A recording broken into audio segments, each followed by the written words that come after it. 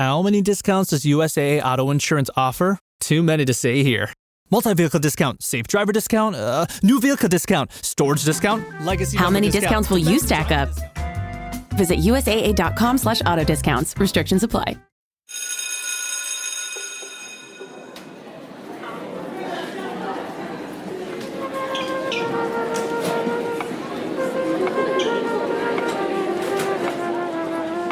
My name is William Shatner. In this film, I play a successful American farmer, Eric Pearson. There are many opinions about America's rapid growth. Some say the character of our people caused it. Some say our gift for organization. Eric Pearson believes there is one main reason: the land. In this program, he tries to prove that the ground we stand on inspired, even dictated, America's pattern of growth.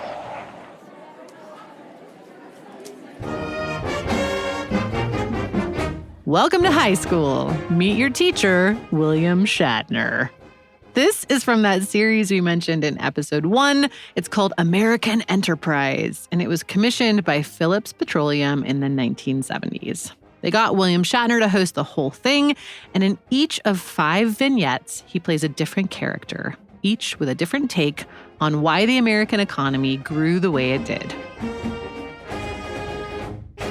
So right off the bat, unchecked economic growth is positioned as a good thing. There's no questioning that.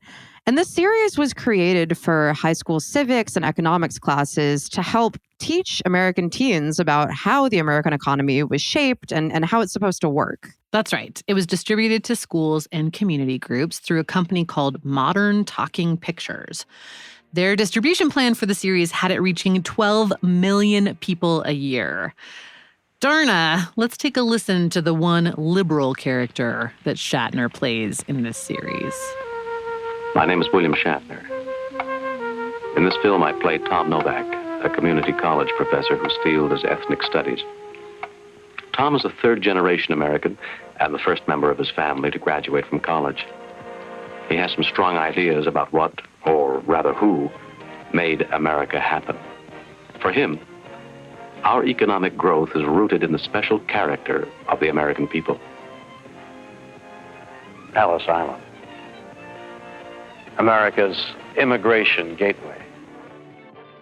God, I love it. What? So immigrants make America great, but only because their hard work grows the American economy, right? Got it. And you'll notice that so far there's been no mention of petroleum, and later references to it do show up here and there, but mostly this series is actually focused on these two broader ideas. The first one is that capitalism is great. And the second one is that nature is a resource that's basically to be used for economic benefit only. That totally sums it up. And that's the focus of a lot of oil-funded educational materials. Again, this idea goes way back to way before anyone was talking about climate change. American industrialists were really invested in pushing a particular approach to nature, really from the early days of America's founding. Melissa Aronczyk, a media studies professor at Rutgers University, has spent a ton of time digging into how this very particular approach to nature came about in America. So essentially, if we want to look at the beginning of a 20th century national awareness about the need to protect the natural environment, we have to look at the naturalist John Muir and the forester Gifford Pinchot. And we especially have to look at how they interacted, because each of them came to stand for a very different idea of what nature and forests and the environment meant in the United States. So, okay, Melissa mentioned John Muir, who I think most of us have probably heard of, but Gifford Pinchot, maybe not so much. He was the country's first forester, the very first head of the U.S. Forestry Service. And while Muir really pushed this idea of conservation and nature for nature's sake, like this pristine nature idea that the fossil fuel industry has been trying to pin on environmentalists ever since then, Pinchot viewed it as a resource. He viewed nature as a resource, or more specifically, as an economic resource. For Gifford Pinchot, natural resources were just that, resources. It was lumber that Americans needed for development. It was water that may be needed for serving cities. that didn't have enough natural water resources. And there was an economic benefit to protecting forests, but you had to protect them for the service of American enterprise and the American economy. And we all know who won out in the debate between Muir and Pinchot. Muir's name may be remembered, but it's Pinchot's ideas about nature that underpin the American approach to the environment. This, of course, leaves out the approach of the many nations of people who were already living on this land before the colonizers showed up. But it's really important to just mention that neither John Muir's nor Gifford Pinchot's visions included the indigenous people who were living on this land long before either of them came along. And that entire story of what the indigenous peoples on the land did with nature, how they viewed nature, their relationship with nature, that was completely ignored in this American story. Yeah, and it's wild. I mean, so many people, I think, are just realizing now that maybe indigenous approaches to environmental management actually hold some wisdom. Mm-hmm. At any rate, this turn toward nature as an economic resource happened in the late 1800s, and Pinchot actually pushed the idea through textbooks way back then, too. He was very aware of the value of public support for his vision of forestry, and he used every means at his disposal to accomplish that. He wrote textbooks that he expected would be taught from kindergarten on up about forestry, and indeed they were. There were thousands of copies of his book sold. He created what we would today call, I guess, press events, PR events, sometimes with Teddy Roosevelt, where he would be sure to invite all of the news media of the time to cover the event when he appeared to announce a new policy or in front of an important natural resource. And he also made very close behind-the-scenes connections with lumber operators and others who would then, of course, end up supporting Pinchot whenever he wanted a new policy to be put forward. So, yeah, starting in the late 1800s, this idea is already being pushed in schools. Then the oil industry gets in on the education game in the 1920s and really continually pushes that idea from then until now. Beginning in the 1950s, they start to lean on the free enterprise story more and more. So by the time the public really starts talking about global warming in the 1980s and 1990s, the groundwork to limit the conversation had basically already been laid for decades.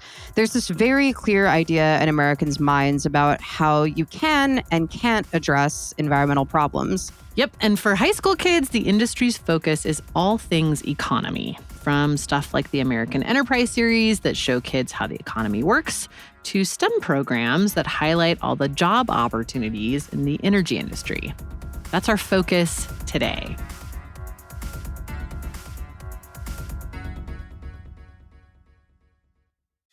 Hey, it's Paris. You know I love sparkly things, right? Like stars. Duh. And thanks to Hilton and AutoCamp, I just slept under them. Picture me, serving looks by the fire outside my luxurious Airstream, making s'mores with the kids, while a national park is our backdrop. The great outdoors meets Hilton hospitality. That's hot. Explore all the new ways to stay at Hilton.com. Hilton for the stay. It's summer. Time to enjoy long days, lazy nights, and great food. Because Uber Eats has deals all summer long. So, when hunger strikes, don't sweat it. Delicious deals are just a tap away on Uber Eats. Enjoy all your favorite grocery items delivered straight to you. Get ice cream, soda, and snacks from your favorite stores like Wegmans and CVS and make the most of every moment. Now that sounds like a good summer. Order now on Uber Eats. Terms apply. Product availability varies by region. See app for details.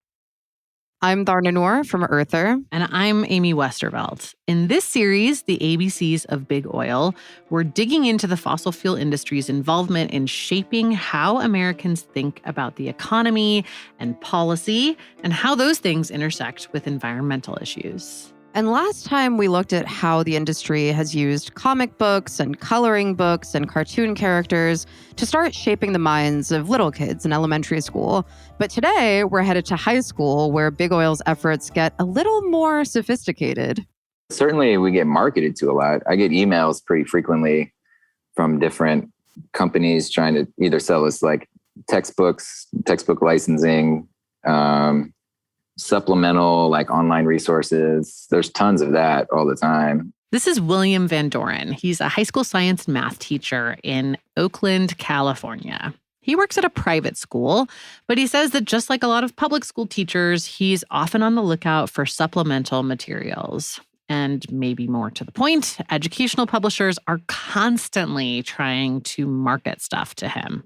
So if you saw something from Discovery Education, what would that say to you? Like, what does that brand kind of signify to you? I would want to take a look at it, but yeah, I wouldn't be too suspicious. I mean, ideally, like no matter where it's from, you kind of screen it before you turn it loose on your students, right? I wouldn't be particularly suspicious about it, but I would want to look closely at it just to see what it's actually about. So this one that we were looking at recently is Discovery Education STEM Careers Portal. And they offer all kinds of stuff for like, high school guidance counselors, but also for teachers to do like a science fair or like a career fair around STEM. And then they have some activities and things that are around particularly encouraging women in STEM and people of color in STEM.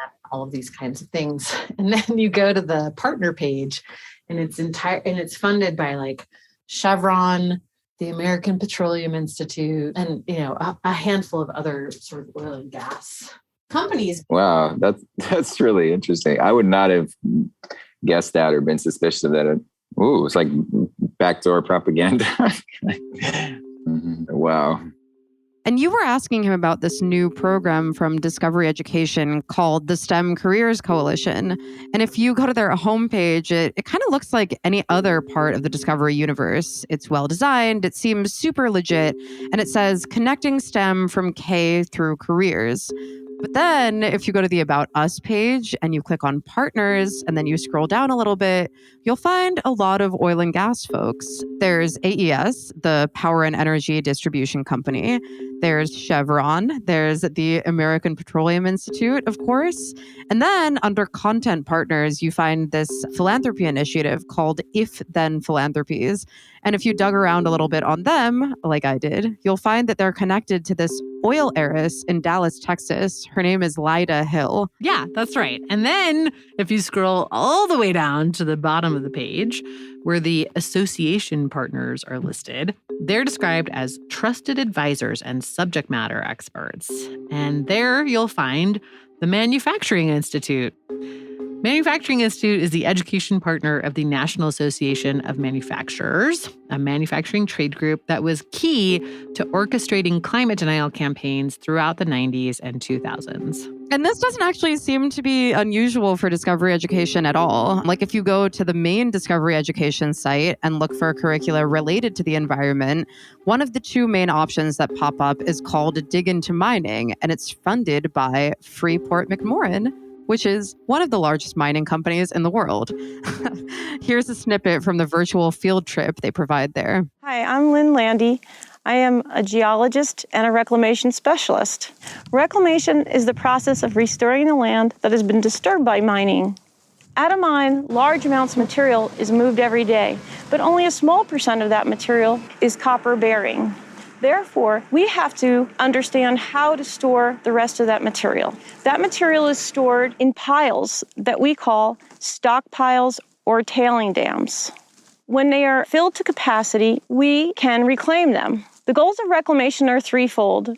We want stability, we want to manage the water, and we want to create a self-sustaining ecosystem. We bring together a group of engineers, geotechnical engineers, civil engineers, and the kinds of scientists that work on reclamation are environmental scientists, biologists, geologists, soil scientists do this work for us. First, we reshape these large facilities, and that helps reduce erosion. And then we add water drainage systems. This will allow us to take the precipitation or stormwater off the facility, reducing infiltration. Then we deposit cover material, and we spread that all over these facilities. So in this video, this woman who works on reclamation with Freeport-McMoRan keeps saying the word facilities, but what she's actually talking about is land. And by disturbed, she means turned into a giant open pit mine. Reclamation is where they put all the dirt and rocks back on that land and try to engineer it to approximate nature. There's zero discussion here of the impact that copper mining has on water or soil. It's just, hey, we take the copper out, it's in a bunch of stuff you use, and then we put the earth back together again. No problem. Yeah, God, that whole video is wild. And it's also just wild how similar it is to that chocolate chip cookie experiment that Kurt Davies told us about in episode 2. But I want to pause here and dig a little bit more into that STEM Careers Coalition, because there's actually this section of the Discovery Education site called Social Impact, and it lists that STEM project as one of the 3 areas where Discovery says it's having like a social effect. And all of them have corporate sponsors. Here's one of the videos that you'll find on the STEM Careers Coalition site. One of the things I really love is every day there's a new challenge, and I find myself learning constantly. We're on the edge of technology. We're able to come up with new ways of solving problems, and Chevron backs those initiatives, and we're able to use technology to help us succeed. I'm Jessica Holly, a drilling engineer with Chevron. At one point, this Chevron drilling engineer describes flying out to an offshore oil rig in the Gulf of Mexico in this weirdly glamorous way, like the way you would hear the Kardashians talk about going to a concert or something. Our locations, our well sites, are about 200 miles off the coast of Louisiana. And so we'll take helicopters from the shore of Louisiana 200 miles out, and we'll actually land on a little helipad on pretty much what looks like a cruise ship in the middle of the Gulf of Mexico. Not sure I've ever heard an offshore oil platform described as being remotely like a cruise ship before. Yeah. I have to say, I was pretty surprised at just how much corporate-sponsored content Discovery Education has on offer, not just from oil companies, but just, across the board. There are so many examples of Procter & Gamble is there, and Campbell Soup, and all of these different companies.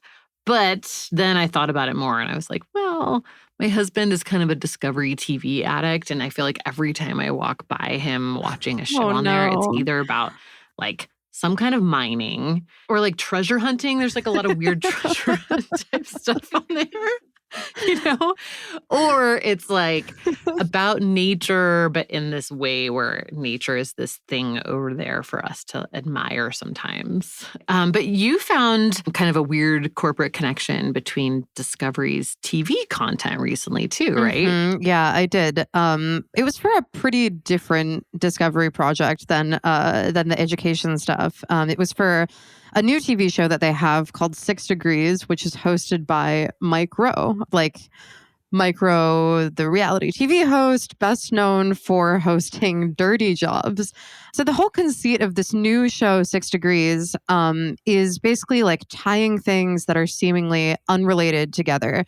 So in the first episode, Mike Rowe connects the history of Tinder, the dating app, to the invention of the horseshoe. But when the dust settles, you will see the undeniable, incontrovertible truth of exactly how a horseshoe can find your soulmate. But the show also connects everything to the fossil fuel industry. Surprise, surprise.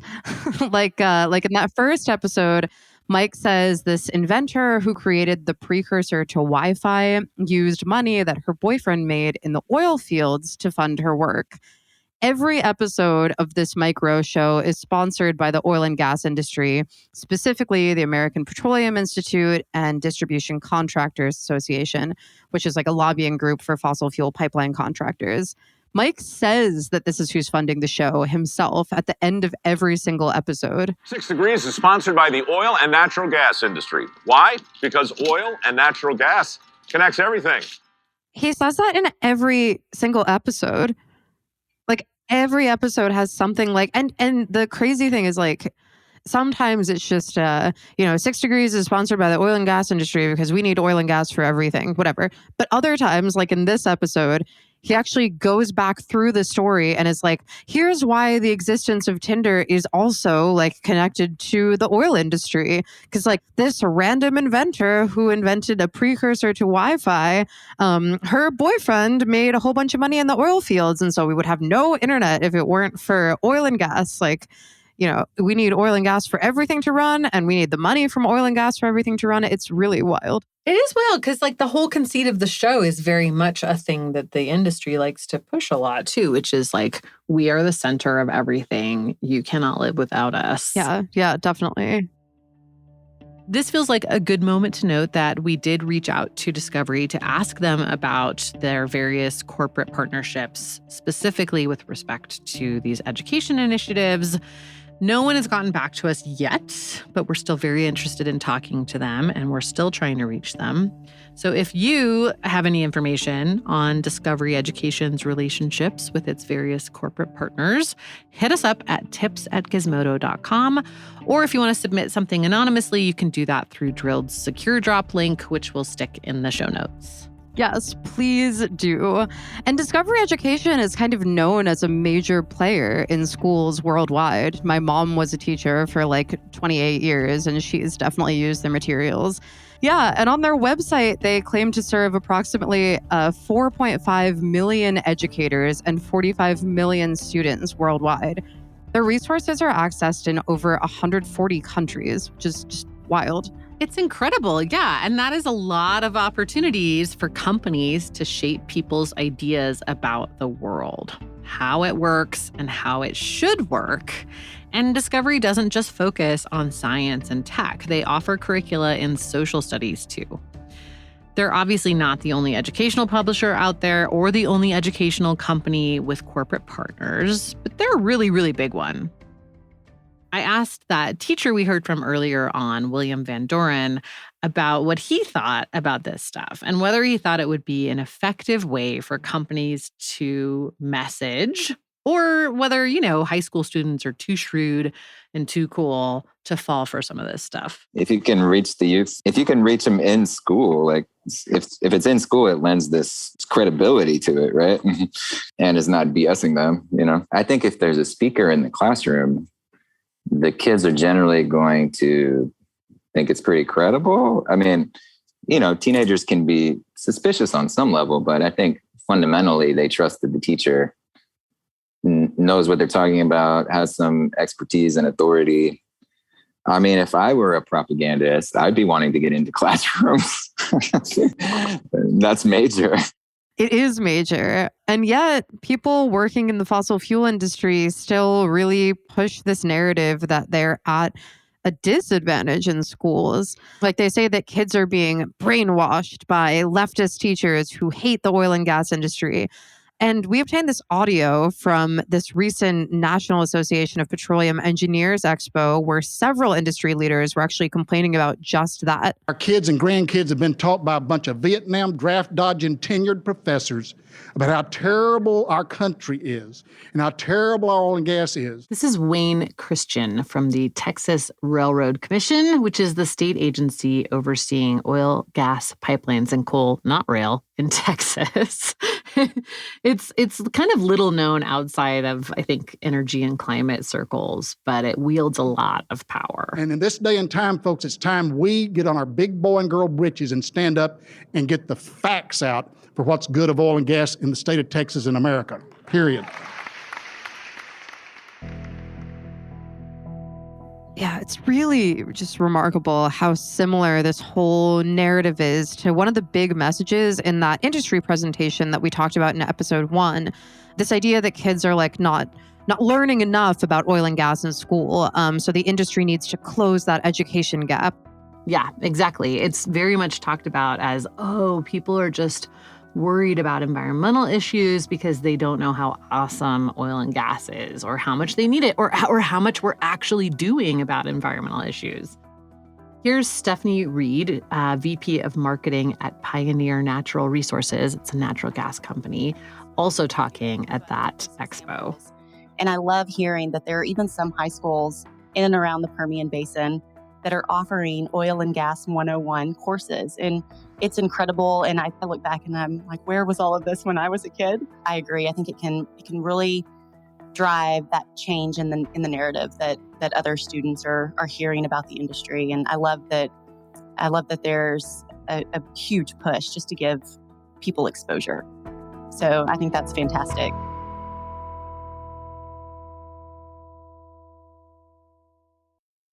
this whole thing of like publishing these ideas through really reputable educational publishers and pushing content or ideas that just generally make space for the industry or talk about this idea of trade-offs between the environment and the economy, or how the practical thing is to always put the economy first. All of these ideas are really subtle and really smart, and they clearly work, even on suspicious teens. Yeah. I mean, if there's one thing I've learned from reporting on oil companies for 20 years, it's that they generally don't invest money in things that don't pay dividends. Like they're not going to keep doing something for decades if it's not working. And we've been hearing for a while that the industry is worried about a shrinking talent pipeline. So on top of, obviously wanting to shape people's ideas about how the industry works and its role in society and all of those things, they're worried about this very practical issue of not having enough workers going into oil companies. Fewer and fewer young people see it as a good industry to go into. The American Petroleum Institute's announcement about the STEM Careers Coalition that they're doing with Discovery really actually frames that whole project as an API initiative around training future workers.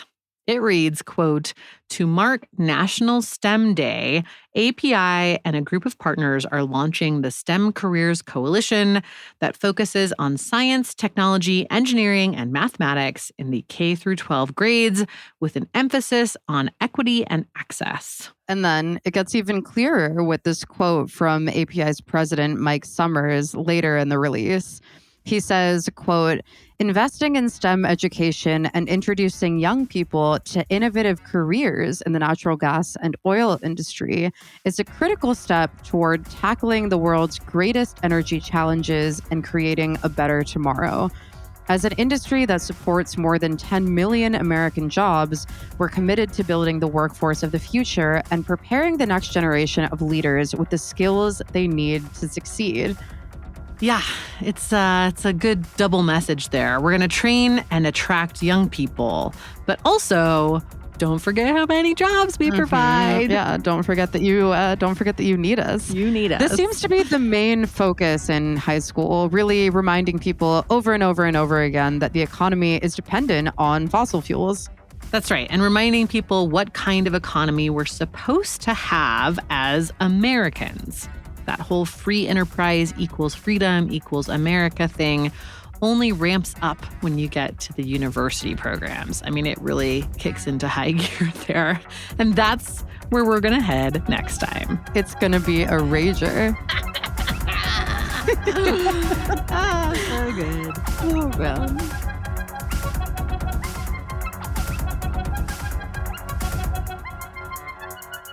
Drilled is an original production of the Critical Frequency Podcast Network. This series is a collaboration with Earther, Gizmodo's climate and justice site. My co-host and co-reporter for the series is Darna Noor.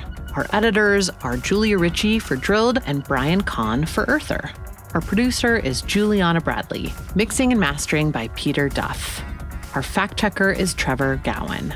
Music is by Martin Wissenberg. Our artwork was created by Matthew Fleming. Our First Amendment attorney is James Wheaton of the First Amendment Project. You can find corresponding stories, videos, and documents for this series on earther.com. Thanks for listening, and we'll see you next time.